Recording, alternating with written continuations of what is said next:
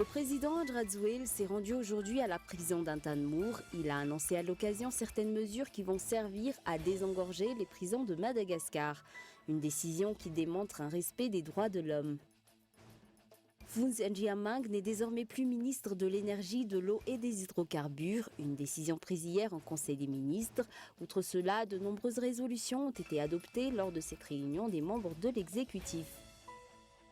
Aux États-Unis, une nouvelle étape cruciale dans la destitution de Donald Trump. La Chambre des représentants vote ce jeudi sur les règles de la procédure de destitution.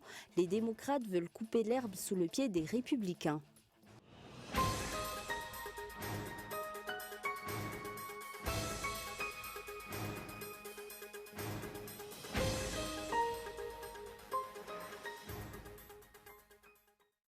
Bonsoir à tous et bienvenue dans ce journal. Ce soir, à la une de l'actualité, le président Andrade s'est rendu aujourd'hui à la prison d'Intanmour. Il a annoncé à l'occasion l'accélération du jugement des prévenus afin de désengorger les prisons de Madagascar. Une décision qui démontre un respect des droits de l'homme. Un reportage signé Andra Arson. Le président de la République s'est rendu aujourd'hui à la prison d'Intanmour. Il a annoncé une accélération des jugements des prévenus afin de pouvoir désengorger la prison. Le ministre de la Justice a ainsi déclaré que tous les prévenus devraient être jugés d'ici le 15 décembre prochain. Nous allons prendre en considération le cas des mères de jeunes nourrissons et des personnes âgées, mais ce que je tiens à souligner aujourd'hui, c'est que le jugement des prévenus sera accéléré.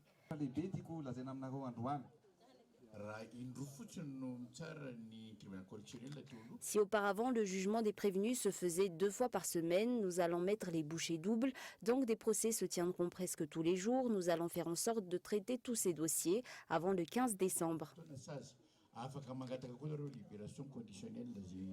Le chef d'État et la délégation l'accompagnant ont visité toutes les parties de la prison d'Intanmour au cours de la journée, une occasion qui leur a permis d'entendre les requêtes des détenus.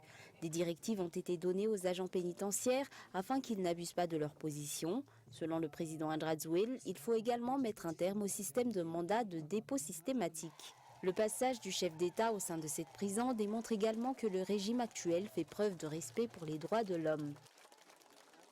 Dans l'actualité politique, Phounds N'Djamang n'est désormais plus ministre de l'énergie, de l'eau et des hydrocarbures. Une décision prise hier en Conseil des ministres.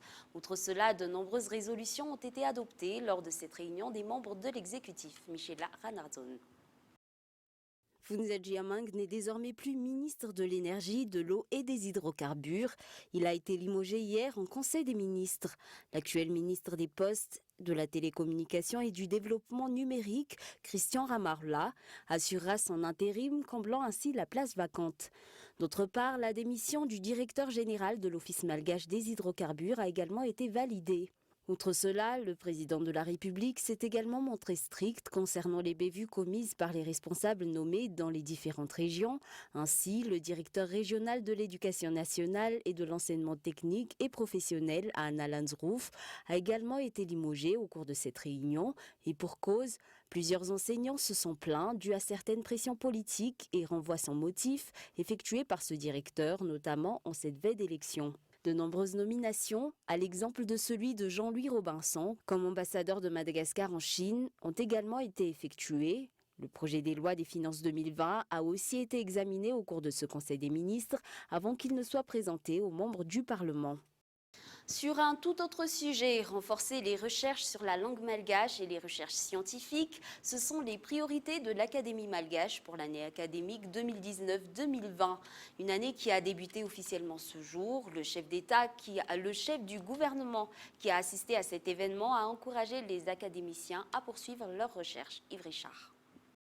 L'Académie malgache a un important rôle à jouer face à la mondialisation. Après la présentation d'une politique nationale de la langue malgache pour 2019-2020, l'Académie malgache va se concentrer sur le renforcement des recherches portant sur la langue ainsi que des recherches scientifiques générales. L'Académie a pour devoir de promouvoir les recherches au sein du pays, le but étant que les recherches effectuées aient un impact sur la société.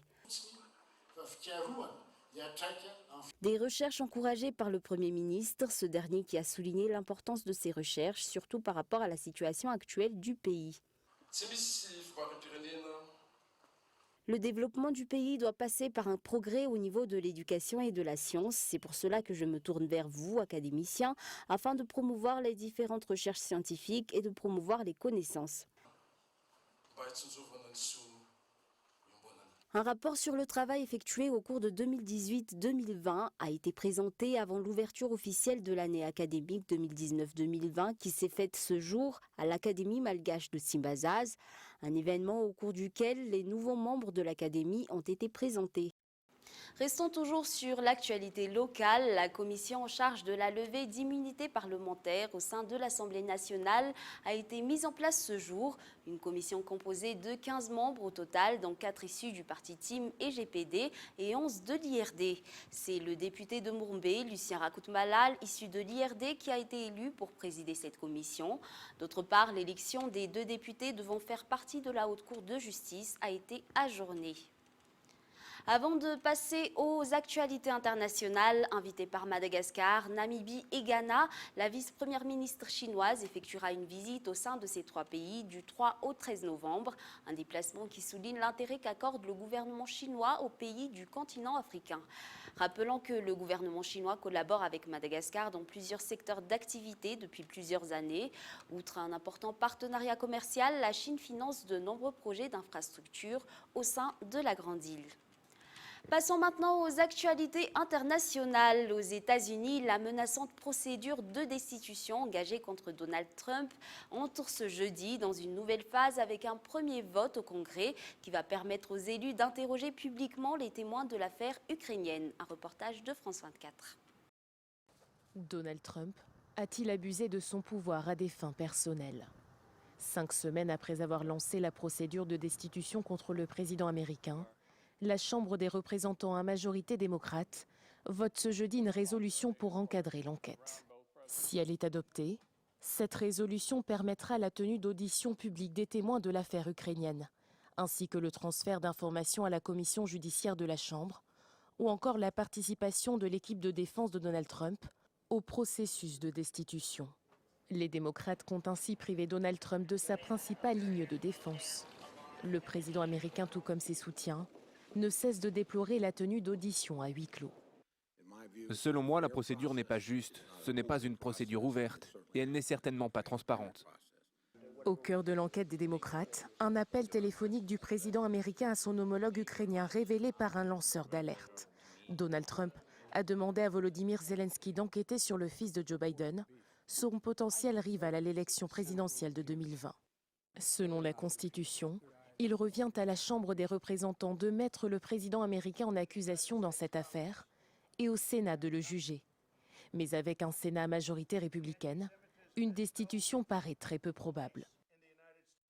Au Pakistan, le Premier ministre pakistanais Imran Khan est confronté à sa première contestation politique d'ampleur menée par l'un de ses rivaux qui marche vers Islamabad avec des milliers d'islamistes pour tenter de faire tomber le gouvernement.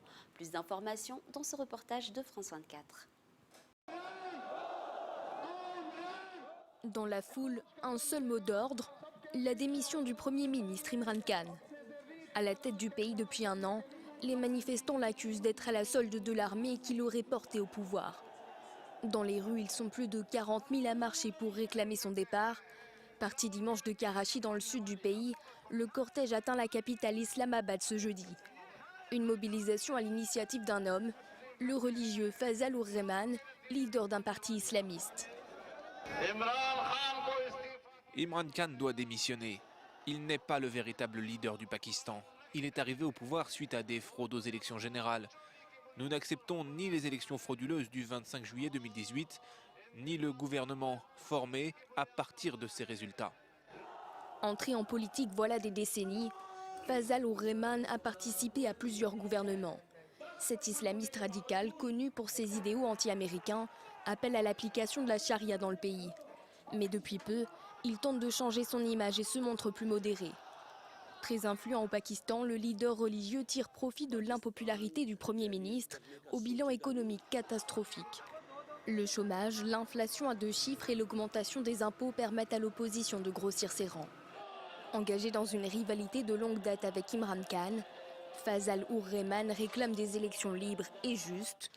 Néanmoins, mis à part quelques vagues promesses, il reste évasif sur son programme. Un bref retour sur les titres avant de nous quitter.